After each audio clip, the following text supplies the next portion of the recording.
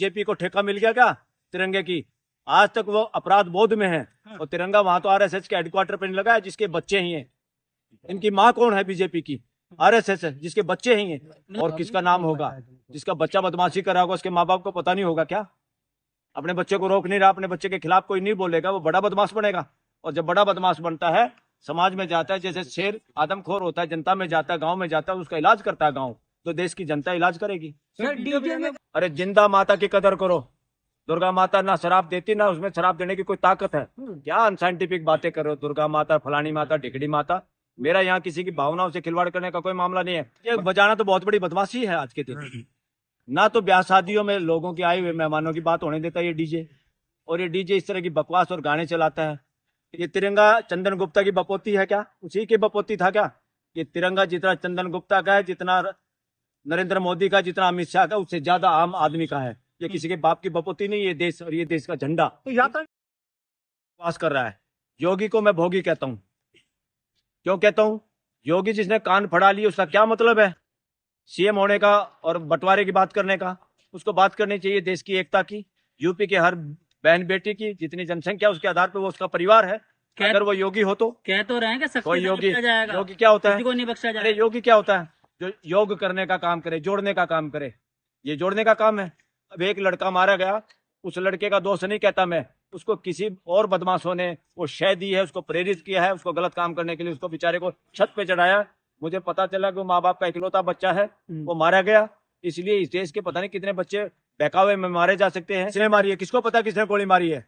इस देश के इंटेलिजेंस एजेंसी के लोगों को गिरफ्तार करना पड़ रहा है। किसी उसको क्या सो कॉल्ड जिसको आतंकवादी कह रहे हैं, कोई पन्नू, उसको मारने की षड्यंत्र यहीं का जो हमारी इंटेलिजेंस के लोग हैं। इस देश का सबसे बड़ा दुर्भाग्य ये है लोकतंत्र का।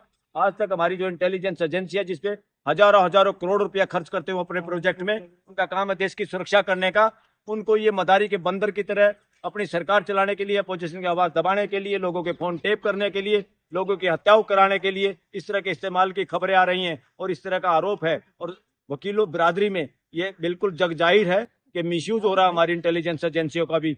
देश को बांटने में, अपने इलेक्शन जीतने के चक्कर में इंटेलिजेंस एजेंसी का दुरुपयोग हो रहा है। सारे षड्यंत्र किए जाते हैं और नाम किसी का और रखा जाता है। कई बार तो बेचारे जो यात्रा ऑर्गेनाइज करते हैं उनको भी पता नहीं होता, ना दूसरे पक्ष को पता होता, बीच में कोई और करके जाता है काम, क्योंकि वो मिले जुले होते हैं। अभी तो बता दिए ना, वो मिश्रा हो सकता है, वो दलित हो सकता है, कोई और हो सकता है, वो मुसलमान हो सकता है, सिख हो सकता है। हर बच्चा इस देश का बच्चा है। उस माँ बाप को अपना बच्चा चाहिए। उसके बदले में अगर योगी कहता बदला लिया जाएगा, उसके बदले में अगर 10 का इनकाउंटर कर दोगे तो 10 और माता पिता को उजाड़ोगे। आप बदमाश लोग हो। कानून व्यवस्था न्याय आंख के बदले में आंख नहीं हो सकती। पूरा परिवार, पूरा समाज, पूरा देश अंधा हो जाएगा। ऐसे बदमाशों से बचो, चाहे वो चीफ मिनिस्टर हो, चाहे प्राइम मिनिस्टर हो। ऐसे योगी वोगी को योगी कहने की जरूरत नहीं है। ये योगी जोड़ने का नाम है, इसका कुछ भोगी भी नहीं कहना चाहिए। भोगी तो पारिवारिक व्यवस्था को कहते हैं। ये कुछ और नाम होना चाहिए, इसका ढूंढना चाहिए नया अफसर को। चल रहा झंडा, ये धार्मिक यात्रा है नहीं। किसको धार्मिक यात्राएं कहते हैं? धार्मिक यात्रा वो होती है जो पूरी मानव जाति की सामूहिक यात्रा होती है। धार्मिक यात्राएं नहीं है, सांप्रदायिक यात्राएं हैं। सांप्रदायिक ठेकेदार आज तक फले फूले हैं, जैसे राजा महाराजे फूलते हैं, ऐसे सांप्रदायिक ठेकेदार मोटे मोटे होंगे। सबके पेट देख लो, चाहे वो किसी भी धर्म के सांप्रदायिक ठेकेदार हों, उन सबका यही हाल है। उनकी शासन मानसिकता है जहरीली मानसिकता है। मगर जो भावनाएं अंधविश्वास पर टिकी हो, हमें उसका कोई ठेकेदारी नहीं ले रखी किसी की भावनाएं की, चाहे वो हिंदू की हो, मुसलमान की हो, सिख की, ईसाई की हो। तुम्हारी भावनाएं अगर वास्तविकता पे आधारित नहीं होंगी, अस्तित्व के नियमों के हिसाब से नहीं होंगी, साइंटिफिक नहीं होगी, तो देश को गुलाम बनाने के लिए, अंधविश्वास में डालने के लिए छूट नहीं दी जा सकती किसी को। करके मणिपुर में घुमाया जा रहा है। प्रधानमंत्री की जीभ कट गई, गूंगा हो गया, बोल नहीं पाया। और आरएसएस जो ठेकेदार है मोहन भागवत, वो बातें बड़ी बड़ी करता है, बड़ी बड़ी चरित्र निर्माण की बात करता है, एक बात नहीं कह पाया वो मणिपुर पे। ये इससे पता चलता है देश का दुश्मन कौन है। देश के लिए संविधान के हिसाब से चलाने के हक में कौन लोग हैं, संविधान को नाश करने में, उसको भ्रष्ट खत्म करने में कौन लोग हैं, देश सब समझ रहा है। ना हिंदू, ना मुसलमान, ना सिख, ना ईसाई। अगर इनकी शोभा यात्रा में इस देश के बच्चे मारे जाएंगे तो किसी की शोभा यात्रा नहीं निकलने दी जाएगी। ये यात्राएं शोभा यात्राएं शोभा है या देश के लिए घृणित यात्राएं हैं? ये शोभा यात्रा क्या होती है? जिससे भाईचारा बढ़े। शोभा यात्रा क्या होती है? जिससे हर घर में खुशहाली आए। शोभा यात्रा क्या होती है? जिसमें समाज में समानता आए। ये शोभा यात्रा है कि बदमाशी यात्रा है? कोई शोभा यात्रा नहीं। ये किसी दुर्गा पूजा के नाम पे प्रेजेंट में जो जिंदा दुर्गा माताएं हैं, बहन बेटियां इस देश की, उनकी इज्जत का ख्याल नहीं। उनको नंगा कर जो बहराइच में हुआ, प्रशासन की जिम्मेवारी है, सरकार की जिम्मेवारी है। और सरकार किन लोगों के हाथ में है?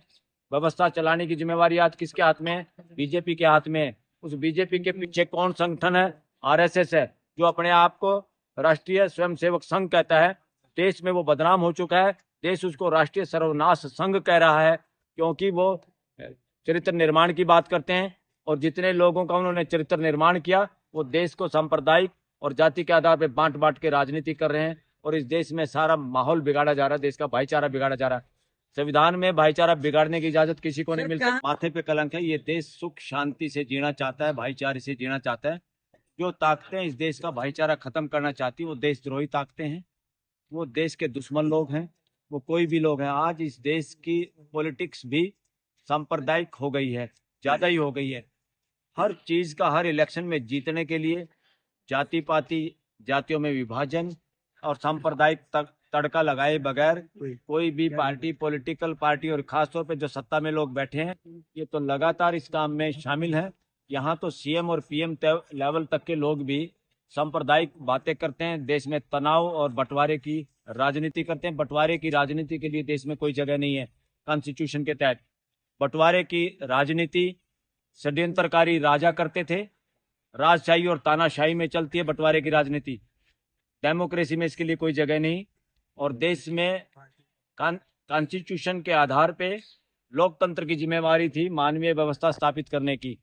देश में कोई राजा नहीं है, कोई प्रजा नहीं है, सब इस देश के हिस्से हैं, सब भागीदार हैं। वो भागीदार लोग कुछ अपने नुमाइंदे चुनते हैं ताकि वो मानवीय व्यवस्था को सुचारू रूप से चला सके, बल्कि और उसको सुदृढ़ कर सके। मगर हो क्या रहा है? कोई एमएलए एमपी बन जाता है, वही अपने आप में राजा बन जाता है। और सीएम और पीएम का तो कहना ही क्या, वो तो इस तरह से व्यवहार करते हैं, उनकी तो अकड़ और उनके गर्दन में तो सरिया इतना आ जाता है। जी को मारना ठीक नहीं था। देखो, मारे गए, ब्राह्मण मारा गया सर। ब्राह्मण मारा गया हो या कोई भी XYZ मारा गया हो, इस देश का बेटा था। इस देश का कोई भी बच्चा ना आतंकवादी है, ना अलगाववादी है, ना बदमाश है, ना गुंडा मवाली है। ये जो कुछ हो रहा है, इस देश में जहर फैलाया जा रहा है और हमारी युवा पीढ़ी को भी दूषित किया जा रहा है। उनकी मानसिकता को गुलाम बनाया जा रहा है, एक दूसरे के खिलाफ लड़ने के लिए तैयार किया जा रहा है, जैसे इस देश के लोग आपस में दुश्मन हो। इसके लिए सारी की सारी जिम्मेवारी इस देश की पॉलिटिक्स की है। और खासतौर पर आज के दिन अमेरिका कनाडा आरोप लगा रहा है कि इवन जेल में बंद सो कॉल्ड, जिनका नाम अपराधी ये लोग कह रहे हैं कि उनसे मिले हुए हैं अमित शाह भी, या कोई गृह मंत्री या कोई और, इस तरह के आरोप लग रहे हैं देश में। ये बहुत खतरनाक आरोप हैं। और देश में इस वक्त जो लोग सत्ता में हैं, उनकी हिस्ट्री देख लो, हिंसा के आधार पे, बंटवारे के आधार पे। और किसी ने तो कईयों ने तो उनको मौत का सौदागर तक कहा। तो इस तरह के आरोप ये क्यों लगा रहा देश? सर 2018 में चंदन गुप्ता भी मारे गए थे तिरंगा यात्रा में, ऐसे ये हिंदू निशाने की पर क्यों आ गए उत्तर प्रदेश में? अरे चंदन गुप्ता तिरंगा यात्रा कौन सी? ये नई नई यात्रा है। जय भीम किसी का नाम नहीं है। जय भीम संवैधानिक नारा है। जय भीम मानवीय व्यवस्था का नारा है। जय भीम देश को जोड़ने का नारा है। और जय श्री राम राजशाही का नारा है। जय श्री राम असमानता का नारा है। जय श्री राम मानवीय व्यवस्था का नाम है। जय श्री राम वर्णवादी नारा है। और बताओ क्या